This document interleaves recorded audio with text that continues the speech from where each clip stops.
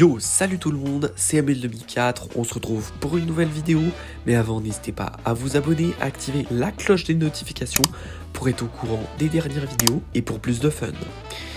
On se retrouve pour les informations de course ou les détails de course, c'est comme vous voulez.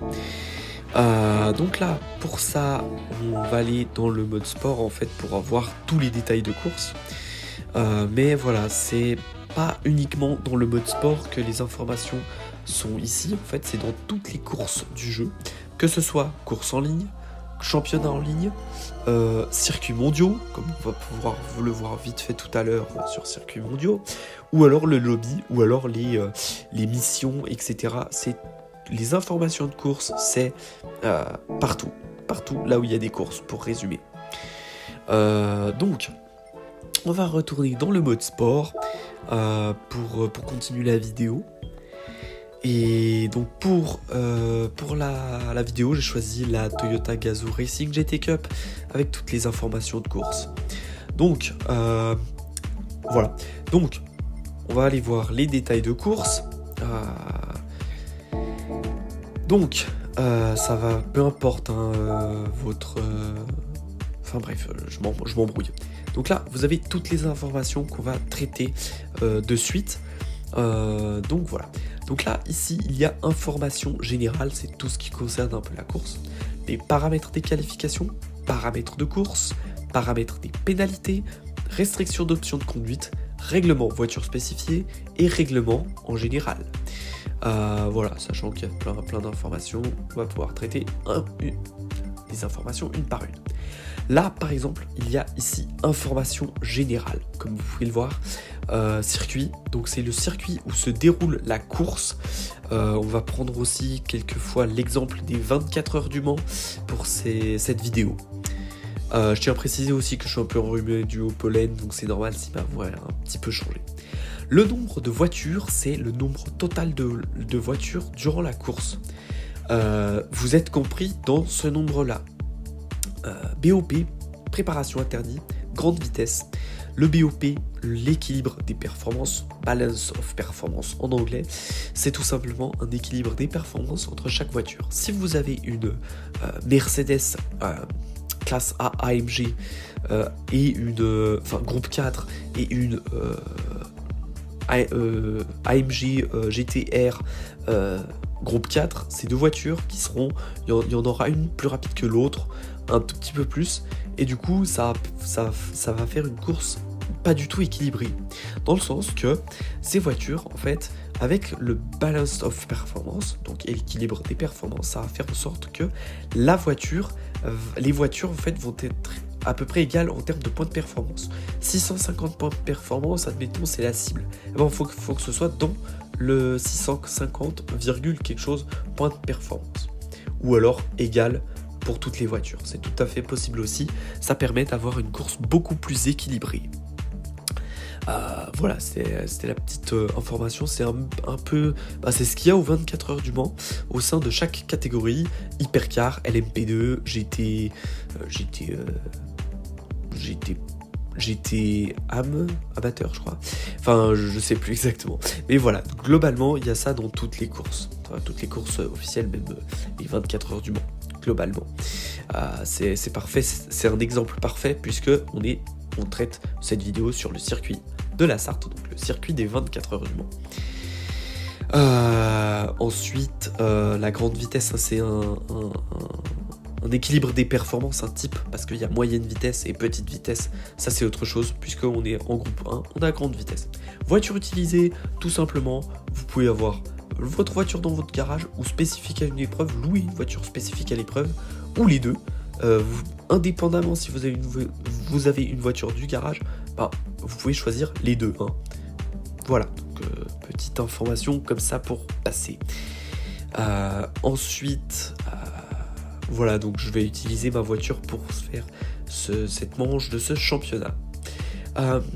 Paramètres de la voiture, qu'est-ce que c'est ? En gros, en fait, ça concerne les paramètres de la voiture partiels. Et ils disent exactement ce qu'on peut faire, c'est voir pour l'équilibre des freins. Je vais pas en parler sur l'équilibre des freins parce que ça reste du côté technique, réglage, etc. Mais vous pouvez avoir vous pouvez avoir l'autorisation sur tous les réglages de la voiture sur certaines courses aussi. Enfin bref, ça dépend vraiment du cas de figure. Voilà.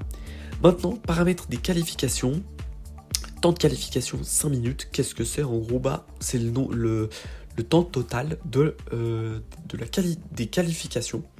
Et en gros, pendant ce temps-là, vous allez démarrer au stand et ça va lancer le décompte.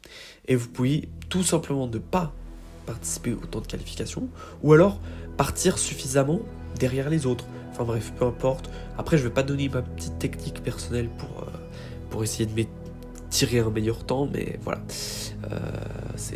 Je vais pas non plus raconter ma vie sur Gran Turismo 7, quoi. Mais voilà, globalement, c'est le temps total de la qualification. Et ça démarre toujours au stand. Les qualifications, c'est un peu comme dans la réalité, finalement. Ça a une apparence un peu réaliste. Force d'aspiration, qu'est-ce que c'est exactement? Eh ben, tout simplement, c'est quand vous avez une voiture devant vous qui prend l'air, en fait, qui prend l'air devant elle. Et ben en fait, ça va faire un effet d'aspiration derrière la voiture. En gros, si je vous le montre à l'écran, c'est une... en fait, comment dire? En fait, c'est un effet d'aspiration comme ceci, derrière la voiture, qui va vous faire en sorte de vous aspirer avec votre propre voiture derrière la voiture. Et ensuite, soit vous pouvez rester derrière et consommer moins de carburant, puisque vous allez accélérer moins fort, puisqu'il n'y a pas tout l'air devant vous du coup, puisque c'est l'autre voiture qui prend, soit vous pouvez la dépasser grâce à ça. C'est notamment utilisé en NASCAR, où ils appellent ça le drafting. Donc voilà, c'est vraiment bien utilisé en NASCAR. Globalement, voilà. Consommation de carburant, qualification, et ben il n'y a pas de consommation de carburant. Et ben en fait, voilà. Et usure pneumatique, c'est l'usure des pneumatiques, mais là il n'y en a pas pendant les qualifications, de nouveau. Et donc ça correspond à l'usure des pneumatiques fois 1 étant la réalité. Donc ça c'est toujours rapport avec la réalité, hein. Comme ça, au niveau du 1 fois, 2 fois, 3 fois, si vous avez 1 fois, c'est réaliste, etc. Carburant initial par défaut, donc en gros c'est que le réservoir est plein à 100%. Globalement c'est ça. Et du coup voilà, donc globalement c'est ça. Et il est vraiment plein. Ensuite vous avez une pénalité raccourcie léger, donc ça va vous faire une légère pénalité si vous sortez de la piste, si vous coupez le fromage comme on dit dans le jargon. Enfin bref, il y a plein d'informations. Enfin, en gros, c'est quand vous allez sortir de la piste aussi, et en fait avec un rapport avec les track limits qu'on va voir après. Pénalité de collision, mur, en fait en gros c'est les barrières et tout, vous n'avez pas de pénalité lors des qualifications. Si vous touchez un mur ou vous touchez une barrière, peu importe, en gros c'est désactivé. Sinon vous aurez une pénalité si c'est activé. Mais sur la course c'est pas non plus activé. Dommage mécanique léger, en gros ça va vous faire, si vous prenez une voiture devant vous, selon la gravité ça va vous impacter, en fait ça va de toute façon vous impacter les performances.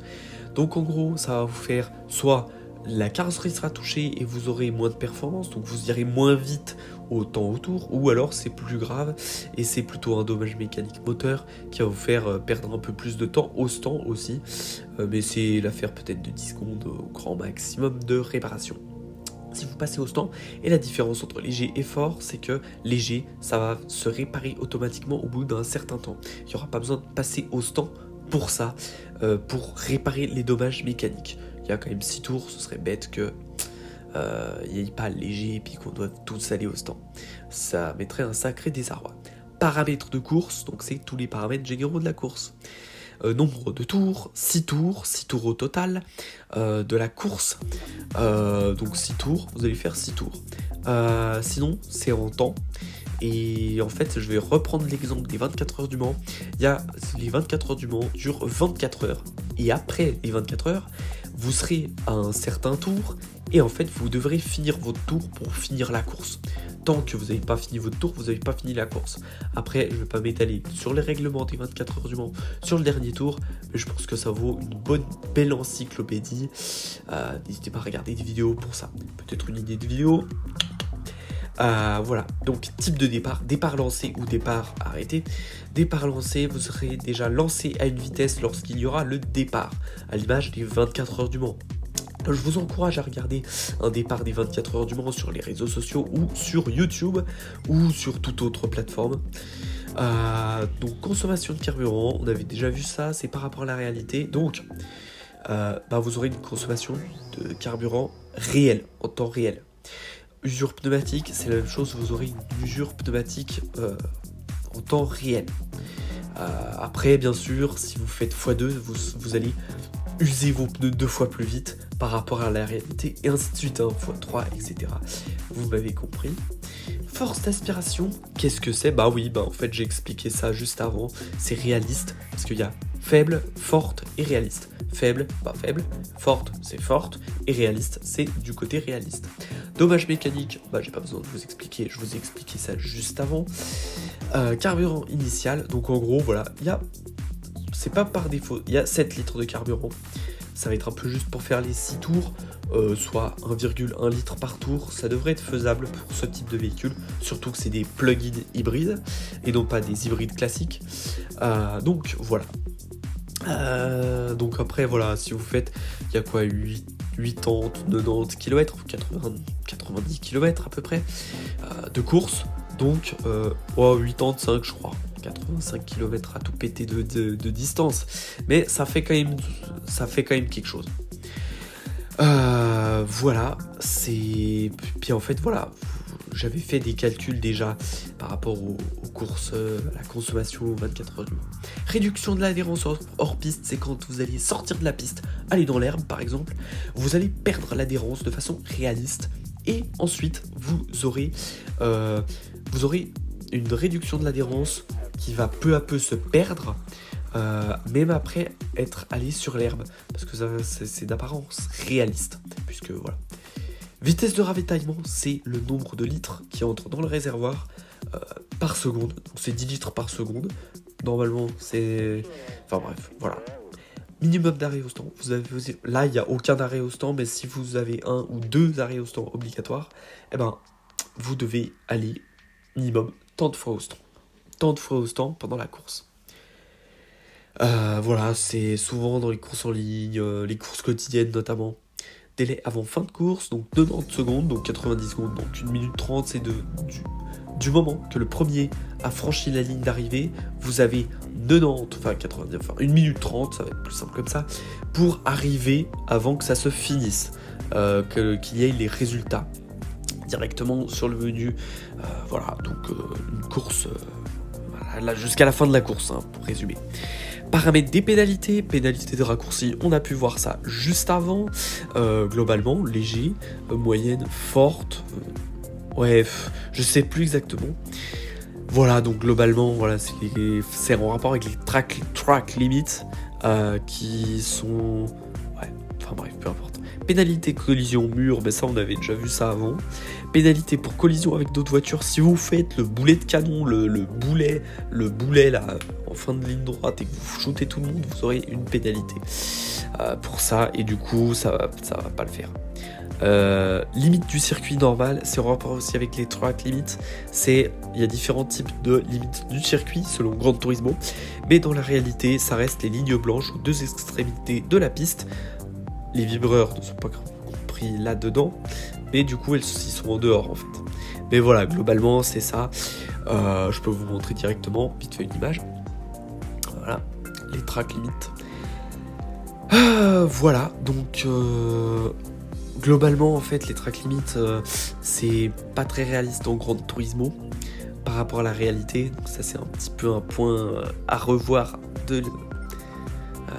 pour l'équipe de Gran Turismo. Polyphonie digitale, pénalité de coupure de la ligne des stands. En gros, c'est que si vous coupez la ligne des stands, parce qu'il y a une ligne une ligne en fait, qu'il ne faut pas couper, parce que c'est la ligne des stands, une ligne de sécurité on va dire, et ça permet de rentrer et sortir en sécurité. Si vous la franchissez, vous êtes pénalisé. que ce soit dans un sens ou dans l'autre, hein, que ce soit sortie des stands ou sur la piste directement. Voilà. Transparence pendant la course forte, donc en gros, dès qu'il va y avoir un carton ou un papier, là c'est bon, là vous allez devenir transparent et du coup vous allez pouvoir laisser passer les autres qui vont pouvoir tracer devant vous. Ensuite, oui, petite information à Polyphonie Digital et Gran Turismo, sincèrement, faites en sorte que la transparence, s'il y a quelqu'un qui arrive comme une balle derrière et que vous êtes encore transparent, qu'il reste encore transparent un petit moment, que le jeu puisse détecter ça, parce que franchement, se prendre la voiture alors qu'on est à très peu de pouvoir la dépasser, franchement c'est pas cool quoi. Mais bon, je sais qu'ils vont jamais regarder cette vidéo. Règlement des drapeaux. En gros, c'est les drapeaux jaune, vert, bleu. Mais par contre, il n'y a pas le drapeau rouge, il n'y a pas le drapeau blanc et noir avec la diagonale là. Et du coup, voilà, il y a le drapeau damier quand même. Hein. Il y a le drapeau à damier. Donc tout ce règlement des drapeaux. Je vais pas m'étaler sur quel drapeau correspond à quoi, mais n'hésitez pas à me demander en commentaire. Hein. Il n'y a pas de souci pour ça, donc voilà, je répondrai assez rapidement. Voilà. Donc ensuite, restriction d'options de conduite, toutes les assistances à la conduite. Donc contrôle traction, qu'est-ce que c'est? En gros, c'est par exemple, je prends le cas d'une voiture propulsion, une Ford Mustang par exemple, et ben vous allez, si vous avez 0, et ben les roues vont patiner. Donc là en fait globalement c'est toutes ces assistances. Et ben en fait ça va faire, si vous mettez 0, ça va patiner dès que vous allez bien accélérer, il faudra gérer l'accélération. Si vous mettez 1 ou 5, ça dépend hein, le taux, et ben vous allez plus ou moins glisser en fait. Moins vous allez glisser sur 5, mais par contre vous serez ralenti en fait au bout d'un moment, parce que ces assistances elles ralentissent trop globalement. Et donc voilà, pour des voitures qui partent de l'arrière, ça peut être pratique hein, aussi hein, ça permet d'éviter c'est ce que j'avais jusqu'en 2016-2017 quand j'ai arrêté d'utiliser le contrôle traction, même un peu avant je crois.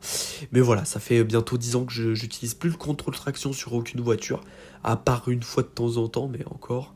Mais voilà, globalement, voilà. ABS, qu'est-ce que c'est? Anti-blocage système, donc en gros, c'est pour garder la dirigeabilité du véhicule en phase de freinage.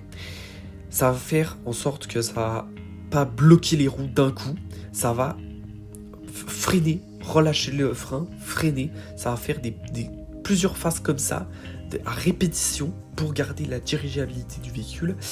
Ça existe depuis, disons, 25-30 ans. Dans 20-30 ans, il n'y en aura plus pour ceux qui auront la ref. Voilà, donc globalement, voilà, voilà, donc là, en fait, voilà, pour les voitures qui... Bon, en gros, j'ai expliqué en gros, mais ça, c'est une question du permis de conduire en Suisse. Et puis, c'est aussi, à quoi sert l'ABS. Et puis, il y a tout un sujet aussi autour de ça. Mais voilà, globalement, je vous ai tout expliqué pour l'ABS.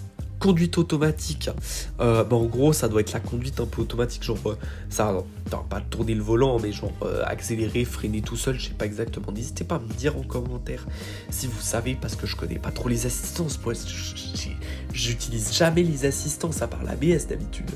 Ensuite, assistant de la trajectoire, en gros c'est une trajectoire avec des traits tillés sur le sol qui va vous montrer la trajectoire idéale.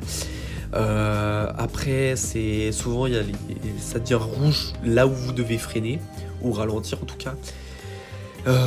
Et du coup, j'ai utilisé ça il y a un moment. Ça fait un moment que je n'utilise plus la trajectoire sur Gran Turismo, parce que finalement, je vois même plus l'intérêt de l'utiliser du coup, puisque je suis devenu un plutôt bon pilote. Indicateur de freinage, en gros, ça va vous indiquer entre les deux compteurs de vitesse et contour, en gros ça va vous faire clignoter là où il y a le rapport la vitesse, la première, deuxième, troisième. En fait ça va vous clignoter en rouge quand vous devez freiner. ou alors voilà, il y a ce genre de choses. Zone de freinage, en gros c'est les zones où vous devrez freiner, ça va être en rouge avec des lignes rouges au sol qui va vous montrer où freiner, et là c'est une assistance en plus que j'utilise encore une fois pas, voilà, je vois pas vraiment l'utilité pour ma part en tout cas. Le GSA, gestion de stabilité active. Squeezie, si tu regardes cette vidéo... On va peut-être changer un petit peu l'ABS en fait, et le GSA, puisque c'est des choses que je ne connais pas. N'hésitez pas à mentionner Squeezie, hein. Voilà, juste peut-être qu'il regarderait cette vidéo, je ne sais pas. En gros, ça permet que la voiture soit plus stable dans les virages, dans toutes circonstances finalement. Voilà, donc finalement, le GSA, c'est gestion de stabilité active. Donc ça concerne la stabilité de la voiture. C'est pour être plus stable sur la piste, tout simplement.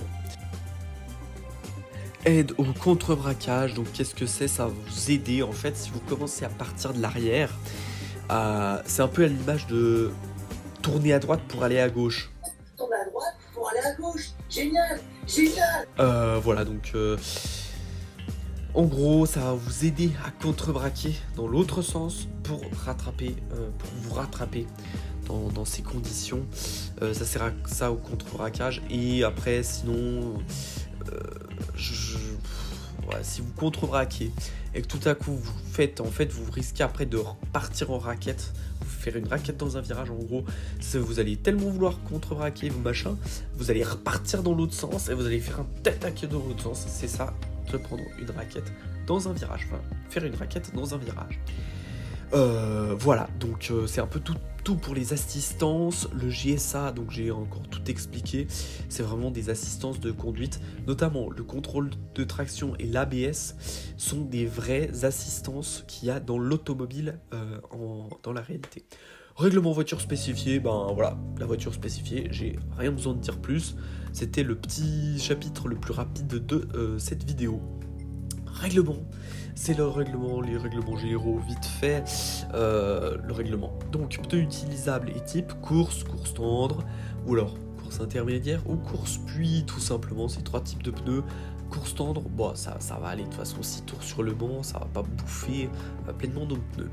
Carrosserie large ne peut être installée, donc les carrosseries un peu plus larges que l'origine, mais sur ce type de voiture c'est pas un problème. De toute façon ça peut pas être installé dessus, donc ça règle le problème. Voilà, donc après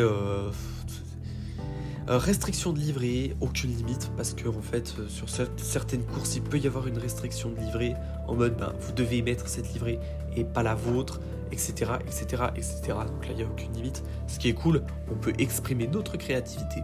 Nitro ne peut être installé, en fait la nitro, qu'est-ce que c'est en gros c'est le protoxyde d'azote qui est pas seulement utilisé dans le cas de l'automobile, mais utilisé dans deux autres cas, dont la cuisine et autre chose. Mais ça, je vais pas en parler maintenant, enfin je vais pas en parler sur la chaîne, parce que c'est autre chose que l'automobile ou le modélisme.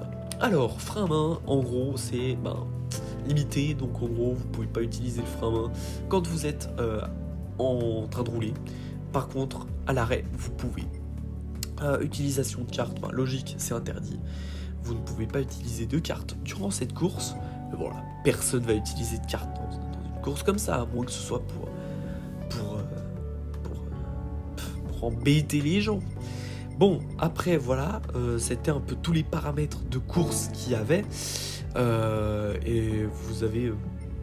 Puis c'est l'occasion un peu de vous montrer ma voiture, et je vous la montrerai en fin de vidéo pour ceux qui sont intéressés de voir ma voiture, en particulier la livrée.